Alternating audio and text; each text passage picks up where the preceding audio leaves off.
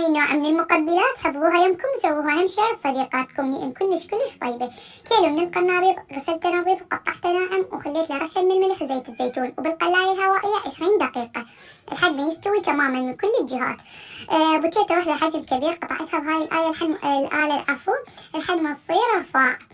راح أقليها بزيت غزير لحد تصير عندي مقرمشة مثل ما جاي تلاحظون. بالنسبة للصوص كوبين من اللبن، ملعقتين كبار من الطحينية أو الراشي، عصرة نص ليمونة، نصف ملعقة شاي من الكمون لأن طعمه كلش يطغي، ورشة من الملح ونخلطهم.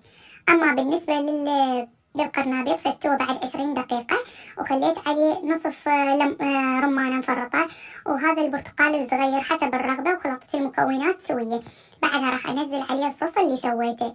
طبعا كلش طيبة هاي السلطة خصوصا لأهل الدايت في المشبعة. هاي البوتيتا طرمشت عندي، راح أخليها فوق الصوص وتاكلونها وبألف عافية. كلش طيبة، تقدرون تسووها على كاسات صغار. إذا يجيكم خطار قدموا له.